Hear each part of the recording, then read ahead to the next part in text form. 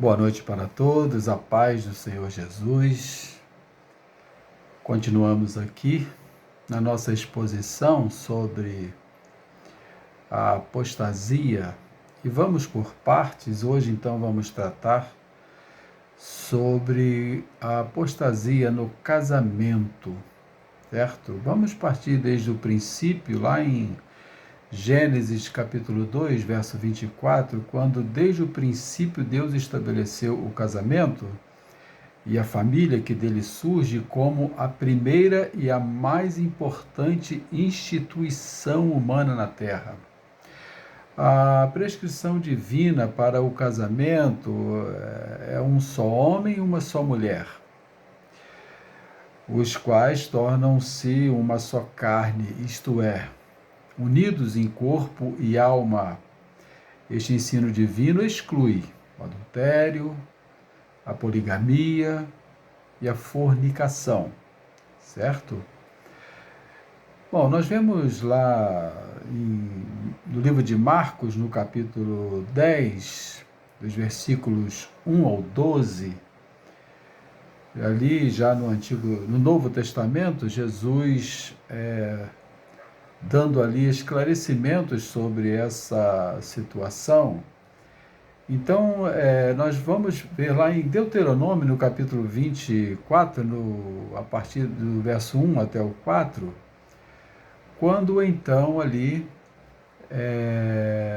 Moisés permite, por causa da dureza, é sempre importante frisar isso, porque é assim que está escrito, por causa da dureza dos corações, então Moisés permitiu carta, de divórcio.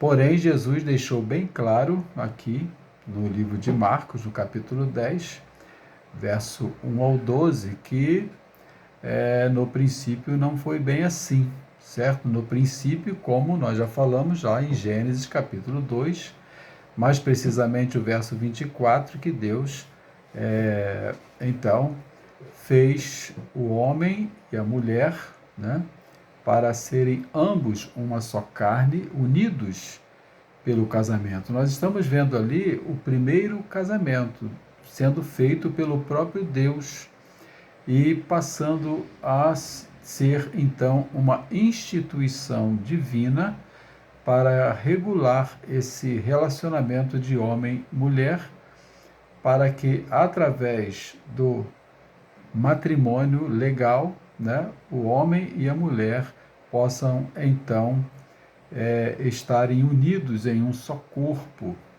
em um só espírito, como diz a palavra de Deus. Bom, muito bem, uma instituição divina criada pelo próprio Deus, e nós vemos então aqui, no livro de Marcos, Jesus sendo então tentado, é bem assim que diz o texto, Jesus sendo tentado pelos fariseus, usando a escrita de Moisés, lá em Deuteronômio, no capítulo 24, do verso 1 até o 4, e dizendo para Jesus,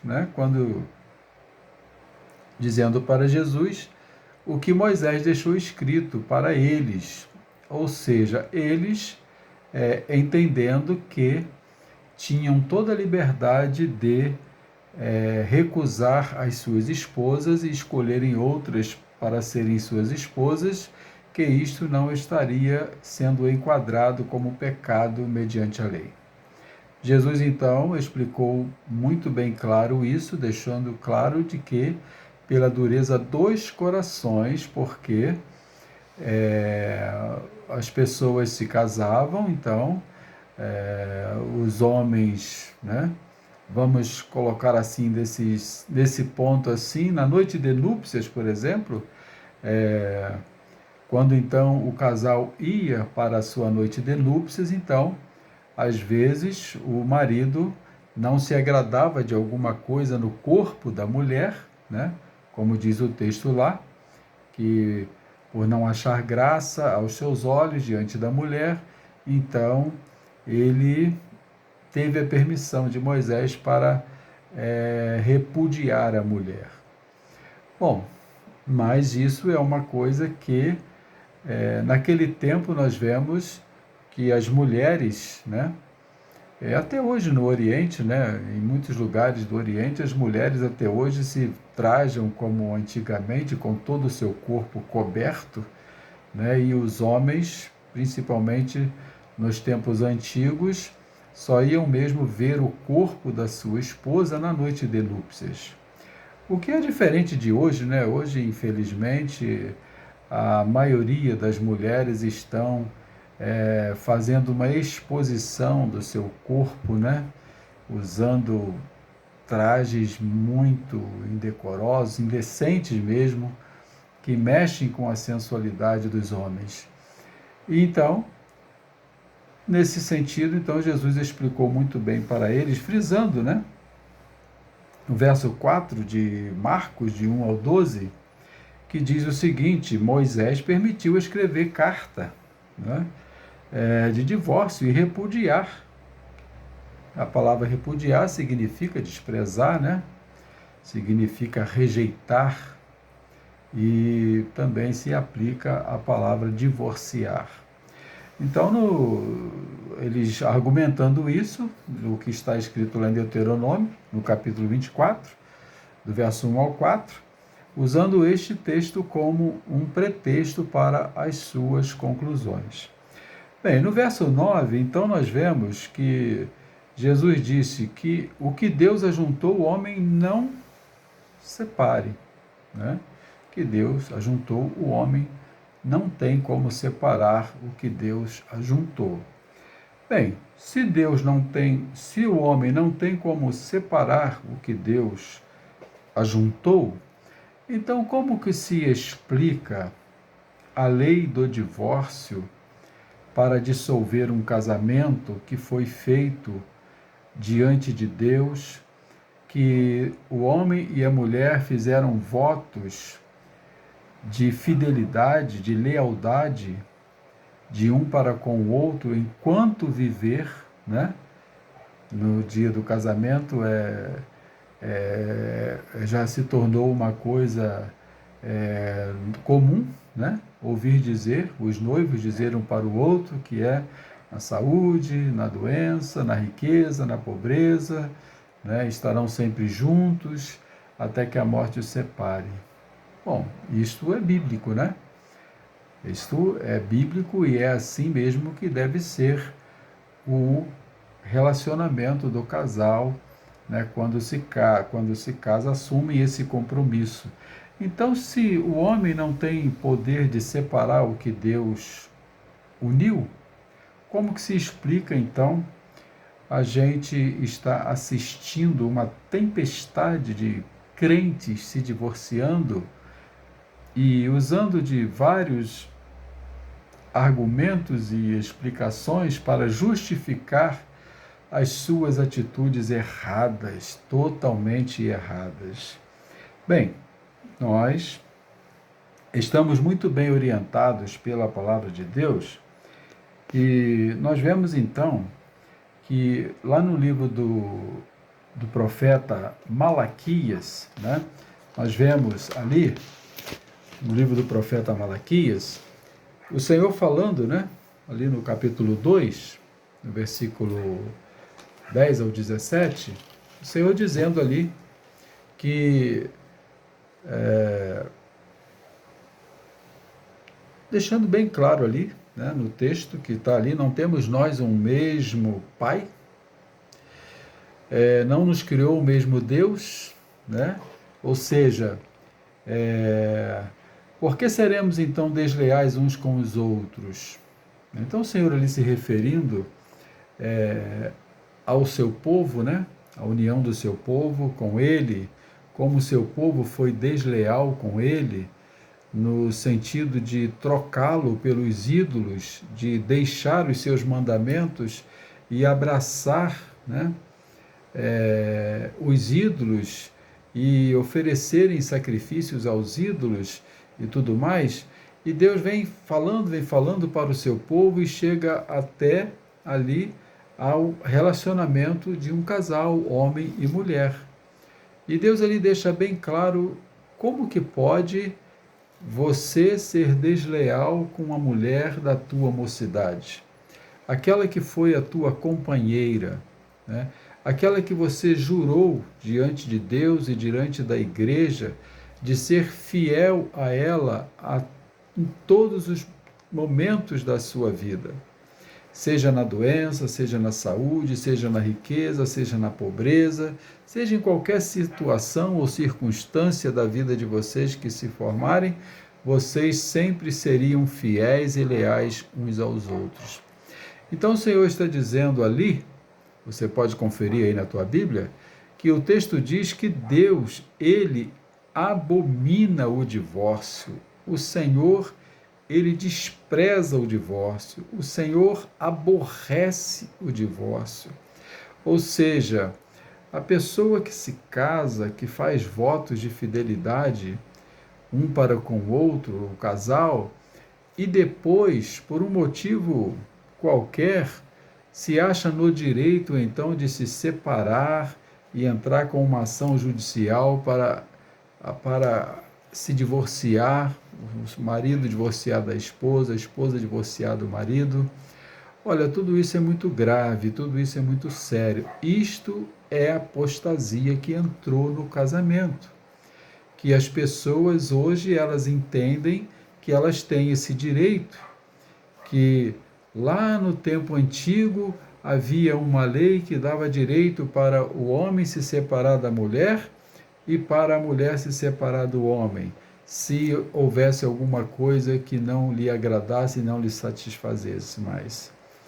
Bem, então vamos ver aqui no Novo Testamento, como eu estou aqui trazendo para nós, esse fato, né, do Senhor Jesus, no livro de Marcos, do Evangelho de Marcos, no capítulo 10, né, no versículo,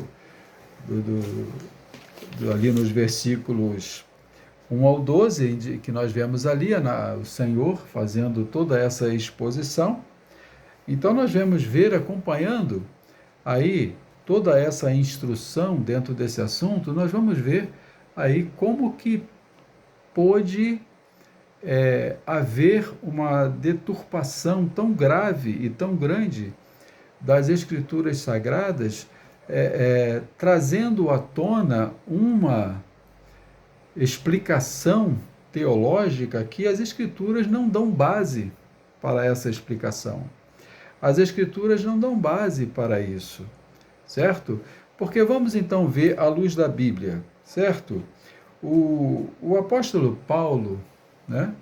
O apóstolo Paulo, ele, ali na sua carta, primeiro aos Coríntios, ali no capítulo 7, versículo 10, né, e versículo 11, ele diz assim, todavia aos casados mando, não eu, mas o Senhor, que a mulher não deixe o marido. Se, porém, se apartar, que fique sem casar. Olha aí. Ou que se reconcilie com o marido. Então, parece que aqui nós temos um contraponto aqui com Deuteronômio 24, lá de 1 ao 4, quando lá diz que o marido podia despedir a mulher, dar uma carta de divórcio para ela, e que ela poderia se casar, sair e se casar novamente, né? Que outro homem a recebesse, ela poderia se casar novamente. Mas se esse segundo marido dela a deixasse e a não quisesse, lhe desse também carta de divórcio, ela, se quisesse voltar para o seu primeiro marido, ou o seu primeiro marido arrependido a quisesse de volta, aí a lei de Moisés, no caso, não permitia aquele homem receber aquela mulher novamente como sua esposa, porque era considerado abominação. Olha só, então nós temos aqui agora uma mudança nesse quadro, e uma mudança para melhor, porque nós estamos vivendo no tempo da graça, né? E olha como que a graça é então maravilhosa, porque naquele tempo, o perdão não tinha espaço. O homem que estivesse arrependido por ter despedido a sua mulher e agora a quisesse de volta, não poderia tê-la novamente. Certo? E nós vemos aqui agora o Senhor Jesus, né? Lá em Marcos, no capítulo 10, do 1 ao 12, deixando bem exposto ali, muito bem claro a situação do casal, certo? Jesus dizendo que o homem que deixar a sua mulher, se separar da sua mulher, expõe ela ao adultério, se ela se casar com outra pessoa. Olha só, então, a lei do divórcio para o Evangelho, e isto é no tempo da graça, viu? E nós estamos vendo aí uma distorção enorme quando se trata de graça, muitos teólogos fazendo uma confusão absurda com esse tema graça e alimentando que por estarmos na graça nós podemos então nos separar das nossas esposas, ou as esposas separarem dos seus esposos e casarem-se de novo, desde que não estejam sendo felizes, podem reconstruir as suas vidas ao lado de outra pessoa. Isto é totalmente antibíblico, isto está fora da graça. Essa graça que eles pregam não é a graça do Evangelho. A graça do Evangelho, Jesus deixou muito bem claro: o homem que deixar a sua mulher e ela se casar com outro, ela está em adultério. E da mesma forma, o homem, né, que casar com outra mulher deixando a sua esposa, ele está em adultério. Ou seja, então, o divórcio ele veio para consolidar o ato do adultério. Então, todas as pessoas, isso é a Bíblia que diz, todas as pessoas que hoje se separam, mas não deu certo, a gente não se entende mais, a gente não, descobriu que o nosso amor acabou e que a gente não tem mais aquela afinidade. O que o casal crente tem que fazer? Procurar a justiça e se separar? Não. Procurar se aproximar de Deus, conversar, orar juntos, ver aonde estão os erros, porque ninguém erra sozinho. O homem não erra sozinho, a mulher não erra sozinho. Ambos estão errando e estão então chegando a um ponto de culminar em uma separação. Acha que o único recurso, a única saída, a única solução é ir cada um para o seu lado. Mas não é assim que a Bíblia diz. A Bíblia diz que nós devemos amar incondicionalmente. Nós devemos amar. O amor que une um casal cristão não é basicamente somente o amor físico, aquele amor que um sente a necessidade de ter relação sexual com o outro. Não. Isto é um amor fracassado, porque esse amor que se baseia apenas em desejos sexuais é um amor que não tem força, é um amor inválido, é um amor sem altruísmo, é um amor que não tem condição de superar as suas dificuldades. E nas horas mais difíceis, então aí as pessoas que sempre estiveram estribadas naquele sentimento que elas achavam que era para a vida toda, mas descobriram que era uma coisa que foi uma coisa efêmera, transitória, passou muito rápido, estava baseado somente em uma satisfação sexual, e quando isso não tem mais, ou quando isso não está sendo como a pessoa imaginou que seria, então aí entende que o caminho é a separação. Mas não é. O caminho é a oração, o caminho é o diálogo, o caminho é as forças se unirem de ambas as partes e buscarem a Deus e pedir o socorro de Deus para salvar o seu casamento. Então o apóstolo Paulo ele deixa muito bem claro essa situação, que a mulher não deve deixar o marido, que o marido não deve se separar da mulher, mas se separar não pode se casar novamente. E se pensar em se unir a outra pessoa, procura se reconciliar com o seu marido, procura se reconciliar com a sua esposa. É isso que a Bíblia diz. Não tem em nenhuma parte da Bíblia dizendo que você pode se separar, divorciar da sua esposa ou do seu esposo e pode se casar novamente e ser membro de uma igreja. Não tem. Eu desafio qualquer um, teólogo, doutor em teologia, que me prove dentro das Escrituras que isto está contido na Bíblia. Ah, mas Jesus disse que em caso de prostituição podia se separar, podia se divorciar. Está escrito sim. Mas vamos analisar aqui uma coisa. Nós estamos falando de graça, né? E quando se fala de graça, se fala de perdão. E quando se fala de perdão, entende-se que quando o marido erra com a esposa ou a esposa erra com o marido, poxa, será que o erro de um e de outro é tão maior do que a capacidade que eles tenham de perdoar-se? Eles não foram perdoados por Deus nos seus pecados absurdos, agressivos a Deus? E Deus não os perdoou e não os fez tornar seus filhos? Qual o pecado tão grave que um esposo, uma esposa não possam se perdoar e acham um único caminho o divórcio, a separação? E, com isso, julgam que estão no direito de casar-se novamente e reconstruir a sua vida com outra pessoa. Não é isso que está escrito. Jesus não disse que pode se casar novamente.